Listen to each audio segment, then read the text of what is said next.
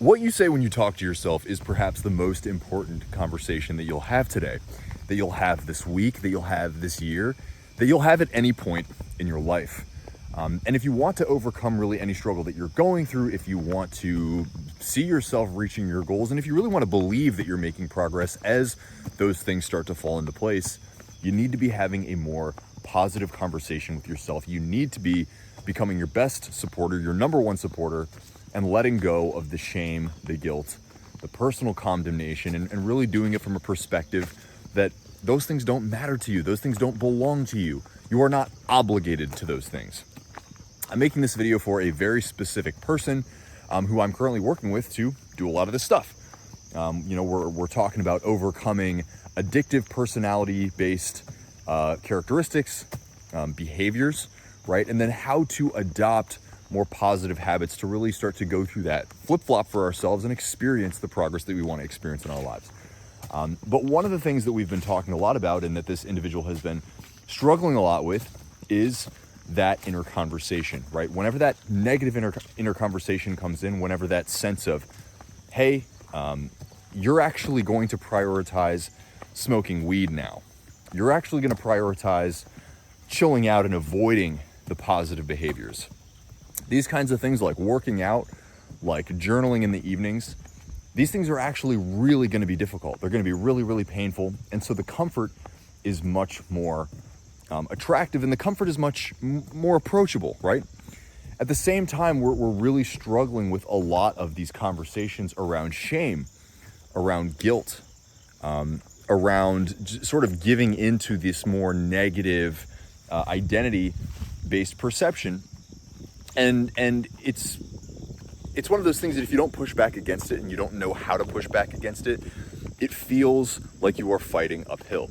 It feels like you're fighting against yourself. I want to start off by talking about my journey in kind of coming to the realization around this idea, right? That your thoughts are actually in your control, right? That they are actually up to you, that it is not actually something that's just happening to you that's totally without your ability to sway it, right? I grew up in a household where there was a lot of conversation around this stuff already. So one of the first things that I always want to be clear about is that when it comes to mindset, when it comes to mental health, I had a leg up. So I grew up in a household with parents who were involved in mental health. My mother is a mental health practitioner professionally, right? And so I was raised to be encouraged to use a lot of tools when it comes to reflection, especially when it comes to reflection and conflict with others. Now, I realize now that a lot of this kind of conflict mediation type skill, type education, was preparing me to converse with myself as well.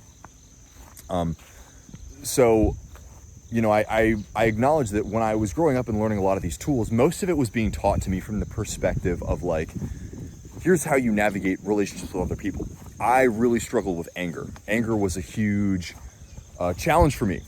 And I think that manifested in a difficult experience for my family in maintaining friendships for me, right? Maintaining social interactions for themselves if I was involved. I was just one of those kids that was like always being an asshole to other people. I don't know if people would agree with that so much now, but in my head looking back, that's a lot of how my existence seemed to me, right? It was like looking back, I remember a lot of arguments. I remember a lot of frustration. And it was kind of manifested from me for no real reason, right? Just my own inability to navigate my emotions in the way that I felt. And then I would push that on other people, right? Kind of force them into my space, into my little bubble of unaware frustration. And so I remember that a lot of this was more or less unconscious, and it was up to my family to sort of navigate. And so they tried to kind of educate me with these various conflict mediation skills, and eventually it stuck, right? It was through therapy that we went through as a family, right? I went through therapy with my sisters, who I fought with all the time.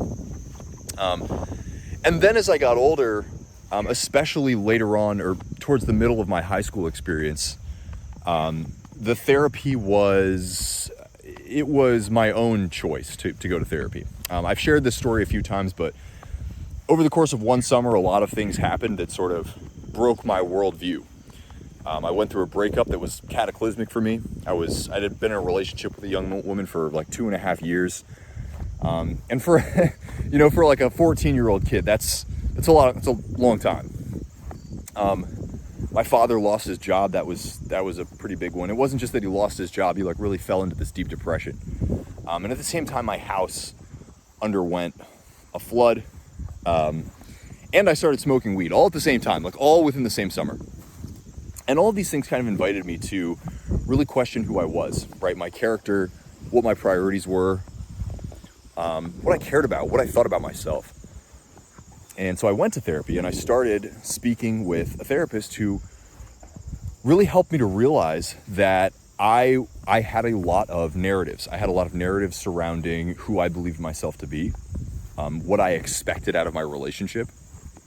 A lot of narratives regarding just what's the word that I want? Placidity, the sort of simpleness, the sort of uneventfulness of the world that I think a lot of young people have, this sort of frustration with the way things are, but a real inability to sort of define any of it, right? And so when I went to therapy, I started to realize that having these conversations with myself, regarding frustration, and when I would choose not to soothe the frustrated or the guilty emotions, they would devolve into this really brutal self-criticism, right? And it's a brutal self-criticism that I think a lot of us simply accept as us. Like it's a legitimate conversation that we are initiating, that we are sort of encouraging along, even if we don't know why or how, or where it originates from, or how we can really change it. We just accept that it's happening, and thereby we are doing it. It is happening. It is what it is, right? Or we use a infinite plethora of labels to try to kind of help it make more sense. Depression, bipolar, these kinds of things. And so when I would have these conversations with my therapist, it ultimately did help me to realize that it was okay to soothe myself, right? That when I was going through these frustrations, when I was going through these struggles, I needed to communicate with myself as though I was another person, right? I could not just allow myself to fester like some kind of wound, right? Like some kind of fire that just builds and builds and builds. Because the reality is there's no way to mitigate that, right? The fire has to spread until you do something that is not just damaging to yourself, that is inevitably damaging to other people, right? Damaging to the world around you. And I think, frankly, most of us live our lives in this kind of unconscious state, searching for some kind of meaning beyond what it is that we're going through, like trying to like stamp this feeling on the external world so it means something. But because we don't know how to do that, we often yield destruction, right? And so for me, this all kind of came to a head much later in my life, around the time that I was 21. I'd again gone through a really difficult breakup. It was with a person that I really thought was the one, and I think she thought that too. And there's infinite story behind this story, right? And I'm not going to share the story of the breakup, but the bottom line is the outcome of the breakup really left me devastated, right? I was going through a lot at the time. I was trying to start a business. I was trying to finish school. I was trying to navigate being a politically active, involved person, right? Who had a stake in the future of my country and my community. And so when this breakup happened, it left a lot of questions unanswered for me. And it again kind of led me down this spiral of self-criticism, self-deprecating conversation, constantly blaming myself for all these various things that were happening in my life. And I went searching for answers. And really, like many people, I went searching for answers through spirit, right? So I have never been I grew up in the church, but kind of later in my teens, I ultimately came to the conclusion after a lot of searching that I was not a monotheist. I was not an Abrahamic religion believer, right? And so for me, it was much more of a universal sort of all presence type of energy. But I realized that I was living very much antithetical to that. I think that was one of the first realizations. And so I chose to pursue answers, like I said, through spirit. So I spent time meditating, a lot of time meditating. I learned various sort of spiritual technical practices. I got very involved in like technical spirituality. So manifesting and astral projection were really the two big ones. Both of which I had, I guess you could say, kind of like life-changing results from. But one of the biggest things that I learned from the practice of really trying to silence my mind as absolutely as possible is that these thoughts are not mine, right? These thoughts are a response to feeling. The way that I feel is ultimately what is dictating these thoughts. When I'm frustrated, I will have thoughts of blame towards myself, towards other people.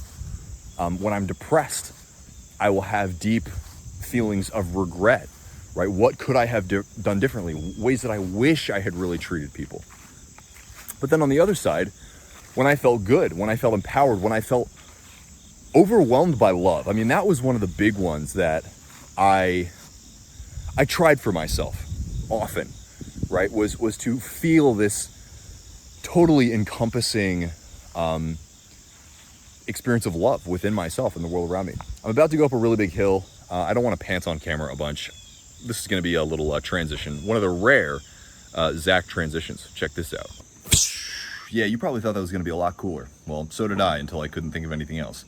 But anyway, I was talking about the way that I felt, and the way that I felt would dictate the subsequent actions and thoughts that I would have, right? So I noticed that whenever I was feeling negative, whenever I was feeling depressed, it would affect the actual creation that would come from my mind, right? So I was less likely to work out.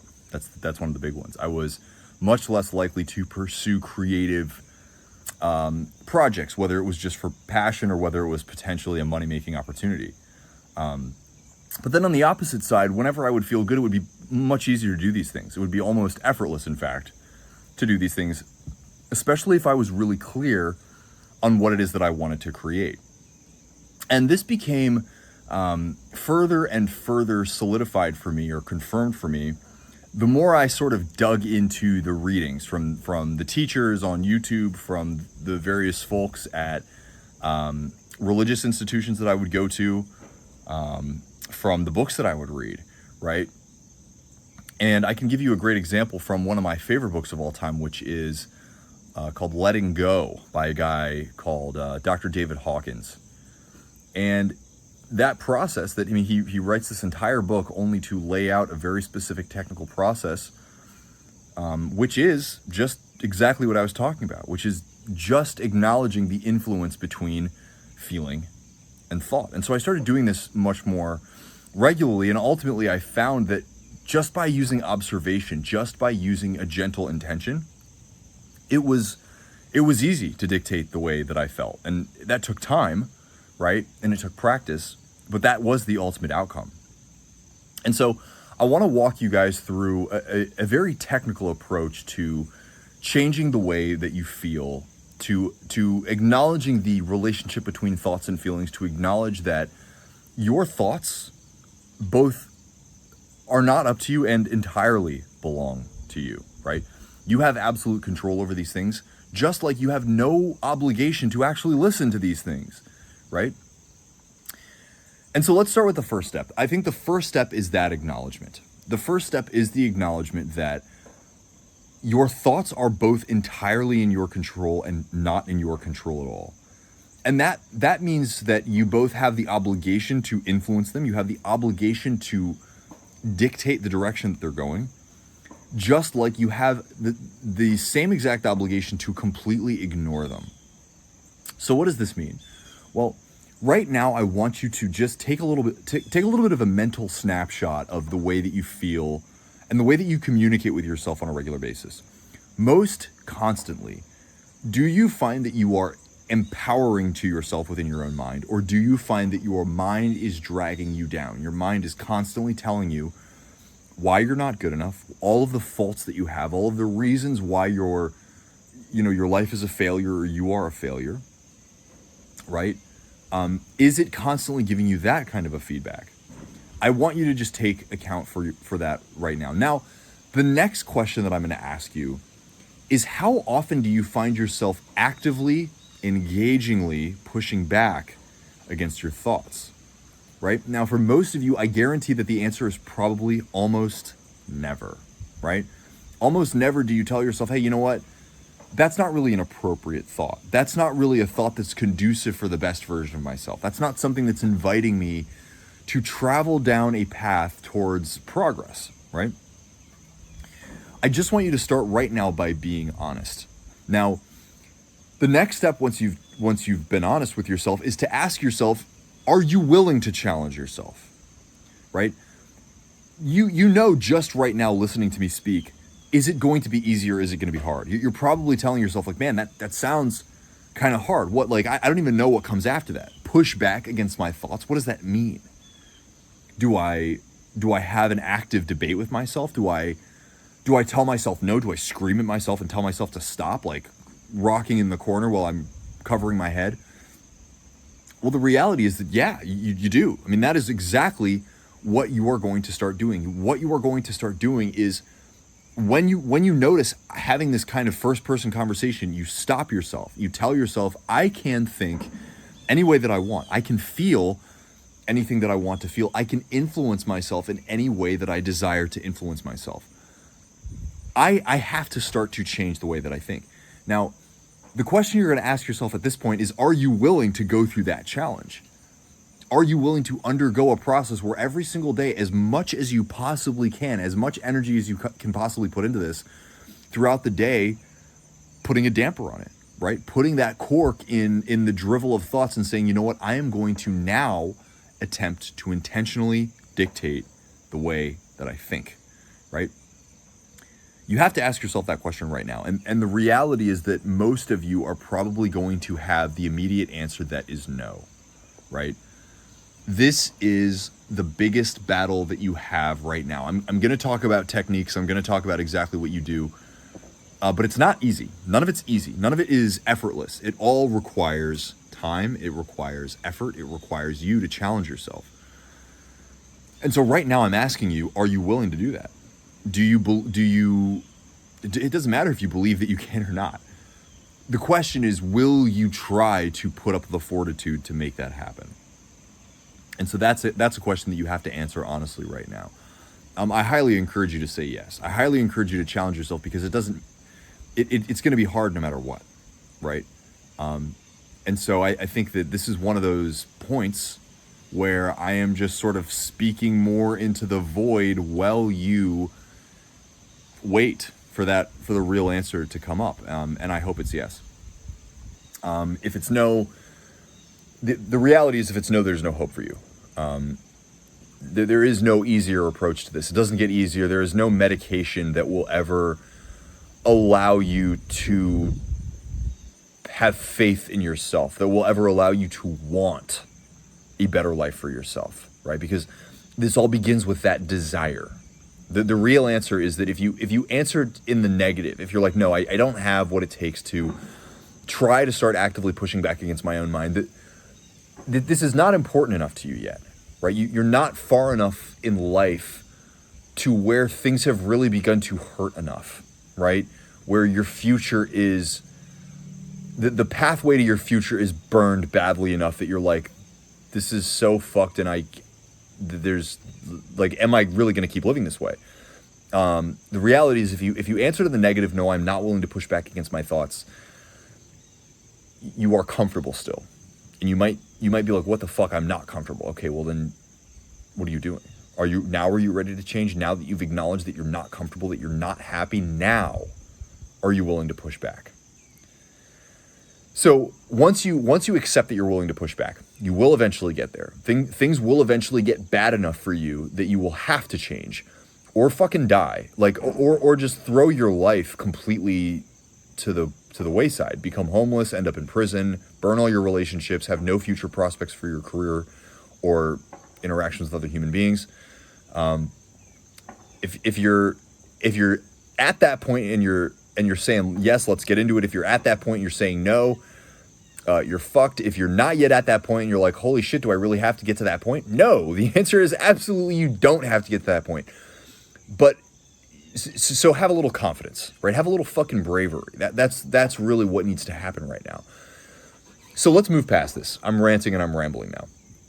Once you've accepted that it's time to change, right? Once you've accepted that you're ready to push back against the thoughts that you're having, I'm going to walk you through David Hawkins' technique because I think it's one of the absolute best to get started.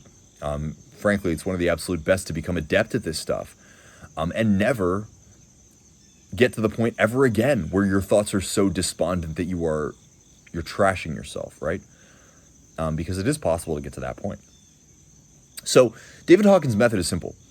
You start by getting into a meditative situation, right? So you relax, you sit down, lie down, close your eyes, and begin to breathe through your diaphragm. So you breathe in a normal meditative motion. And I can make a video about this stuff if that's something that you guys want to talk about.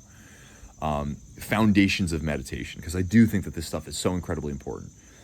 But you find yourself in a meditative state, and then you reflect on a disempowering experience, right? An experience that made you frustrated, angry, depressed, hopeless.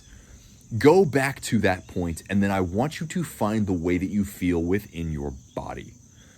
Now, inside of your body, you're going to notice that there is actually a physical sensation that goes along with this sort of imaginal scene that you've brought forward, right? That physical sensation is going to be tension. It's going to be soreness, right? It's going to be in your neck, maybe in your throat, in your chest, perhaps in your shoulders. You know where you hold on to the stress in your body, right?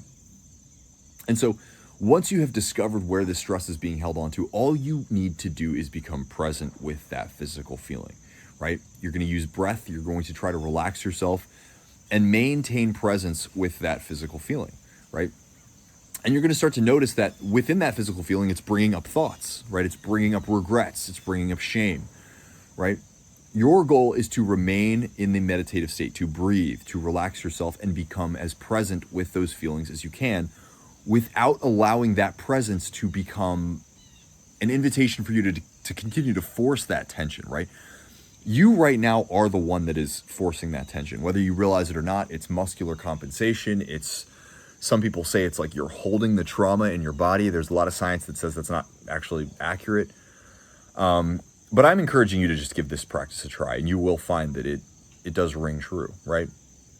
I mean, so as you practice remaining present with those feelings, remaining present with those thoughts, and just breathing through it, right? You are doing your utmost not to grip to those thoughts, not to grip to those physical feelings, so you don't continue to force it further, right? But you'll notice that as you do this, those feelings will start to dissipate, right? Those thoughts will become less intense. The feelings within your body will become less intense. Now, your job is just to recreate this process as often for yourself as possible. And as you do it, you will build mastery to the point where you don't even have to get into a meditative state. You can just do it with the thoughts that are on your mind right now, right? So you just start to acknowledge what is going on in my mind, right? What are these thoughts, right? You're viewing them from a third person perspective. And now this is kind of the, pardon me, I don't have enough water and I'm like breathing and speaking, but this is the point where you start to be able to do this without any kind of extraneous practice. You can simply sit down and acknowledge, okay, I'm feeling frustrated. Why am I feeling frustrated? Okay, this, and this happened. Okay, it's influencing my body this way. It's also inviting me to think these thoughts about myself. Wow, it makes me feel really bad about myself. It makes me feel really incapable, really lazy, really lustful, or really gullible towards my vices, right? These thoughts make it seem like it's totally fine to smoke a joint right now, even though I know that's going to make me feel like shit, and it's just going to kind of continue this process over and over again, right? And so this is what you'll start to do just throughout the day, randomly, right? But it all begins with a very deliberate practice. Now, the other thing that you need to acknowledge is that without goals, without an intention, without knowing who it is that you want to be, this becomes very difficult because you don't have anything to compare it to, right? Now, sometimes an idealistic version of yourself is a great opportunity to create a lot of contrast and ultimately judge yourself, right? This is sort of a occupational hazard, right? This is like a risk of the trade type of thing, I guess you could say. Like, this is going to happen no matter what. And so I know a lot of the time that setting big goals when it comes to your fitness, your finances, your health, it can be scary. It can create, like I said, it creates that contrast of like, okay, now I see very, very clearly who it is that I want to become. It is now very, very obvious who I am right now, and I am nowhere near that person. And so, boom, there's an invitation for me to judge myself, right? Well, this is one of your best opportunities to really start to push back against that, right? You've created this idealistic version, and now your mind is telling you all of the reasons why you're not that person, all of the reasons why you cannot become that person, right?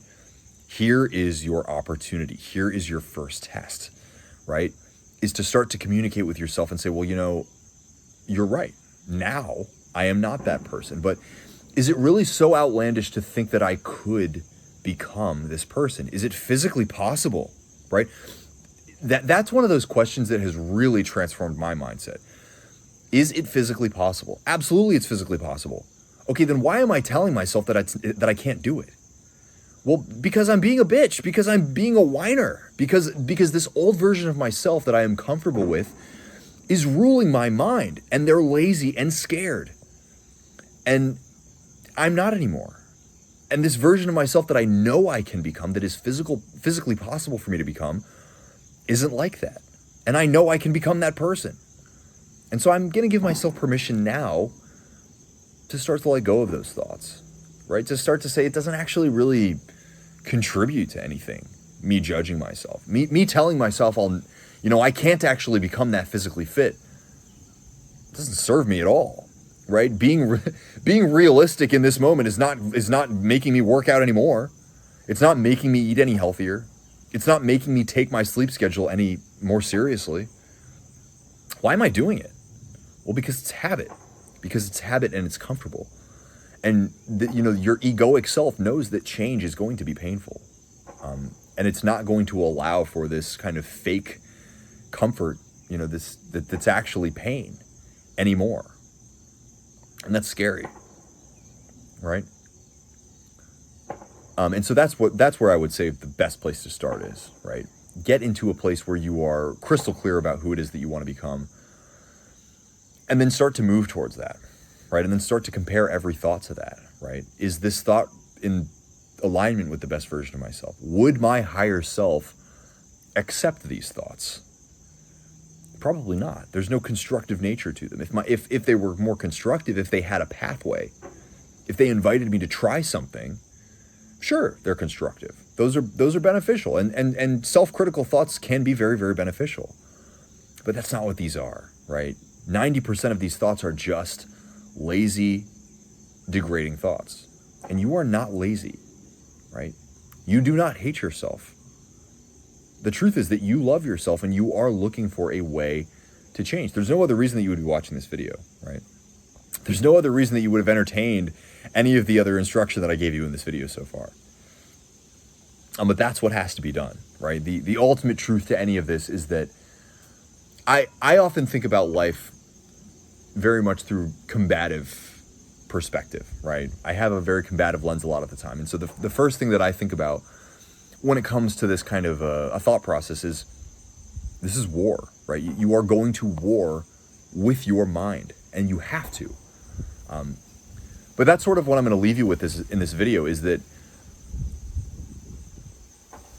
self-constructive thinking is a journey, and it takes a lot of practice, and it takes a lot of pushing to get to that point. And ultimately what it comes down to is a narrative within your own mind. Right now, the way that you communicate with yourself is more than likely a megaphone or a dictator of some kind. It is one conversation that we accept as the conversation. We accept that as the way that I think, the voice in my head, the narrator that is telling it like it is. And it's not that way. And so what you have to start to do is become clear that that's what's going on, right? That these thoughts are not necessarily happening from you, they are happening to you, right? It is thoughts that is, they're coming to you, and they are an invitation. Every single one is an invitation to converse with it. And most of the time you're simply not doing that. You're simply not conversing with it. You're accepting it as it is. And then you're giving into the subsequent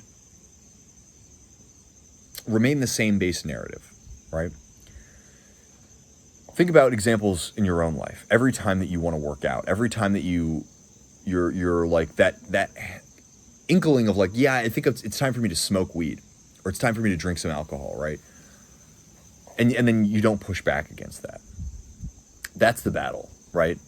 But the truth is that is every single one of those is an invitation to actually have a conversation. And I'm not saying today has to be the day where you give up the drink. I'm not saying today has to be the day where you do finally get yourself to work out. But you'll notice that as you begin to have those conversations, possibilities open up for you much more. Whenever you get that inkling to smoke, it's like, well, I know that I actually really want to quit. Would it be so bad to skip this joint? What would happen if I skipped this joint? Nothing really. I might crave it for a little bit longer, but I'd actually be really proud of myself, right? That's what happens to me personally whenever I skip smoking. If ever I have an inclination or a hankering to smoke, it's like, yeah, but if I don't smoke, I'll actually feel really proud of myself.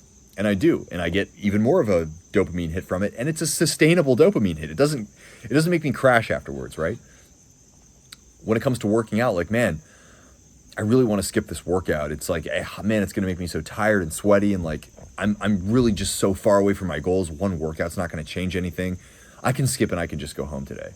It's like, yeah, but that workout probably won't actually be that hard, right?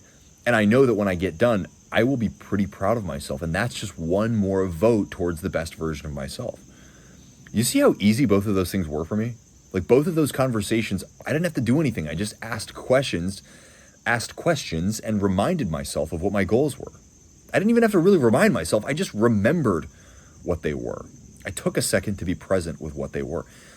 And that is in and of itself is a win, right? That kind of a conversation, just doing that is a success, right? Think about how rarely you have that conversation with yourself right now. If you just started doing that once a day, how much different would things be from now? Be a week from now, a year from now, right? If I started having this conversation with myself multiple times a day, now how different would life be a year from now? How different would my day be just moment to moment where there's much more of these present moments? And so this is how we practice, right? We start to just become present. We just start to acknowledge the way that we feel, right? We don't judge ourselves. We use that Stoic technique of taking a step back, viewing our lives through a third person perspective. Now, so I've given you some techniques. I highly recommend Letting Go by Dr. David Hawkins. I highly recommend my other YouTube videos. I highly recommend dropping a comment below this video and asking any questions you might have, because I'm happy to answer anything. And I'm realizing that after this, I think the thing that's going to be required is a much longer video on foundations of meditation, because it's foundations of meditation is just awareness. Like, everybody thinks it's like sitting down and like zoning out and going to a different plane of existence, but really meditation is just making you a person that's more aware, right? You no longer live a life that is sort of like a dream where nothing is in your control. You start to much more often. I do this 10, 15 times a day at this point, where I sort of just become aware of like, where am I? What am I thinking about? Am I like frustrated towards an intention and believing that something can't happen, and thereby creating this sort of resistance within myself that I'm walking with unconsciously throughout my day? I become present all the time. And through this presence, I can dictate my intentions. I can dictate what I want from my mind. I can even challenge myself to say, hey, here's what I want from the external world. Is it possible for me to believe that is a possibility, that could happen? And that relieves a lot of tension, right? That creates a lot of peace. And you can start to do that right now. And in doing that, you will start to create a mind that is in your court, man, a mind that's on your team. But you only get there by beginning that practice. And so I hope this video was helpful. If you guys have any questions, any specific stuff that I can help you with, like I said, drop a comment below. You can shoot me an email. My email is below this video, zavoy2@gmail.com. Happy to help you guys. I'm doing coaching again, which has been awesome. And so if that's something that you're interested in, shoot me an email. Let's have a conversation. So without further ado, my friends, hit that subscribe button, hit that little notification bell so you know when my videos come out. Like I said, if you have any questions, let me know. And until next time, take it easy. You got this. Peace. Namaste. Much love. Bye-bye.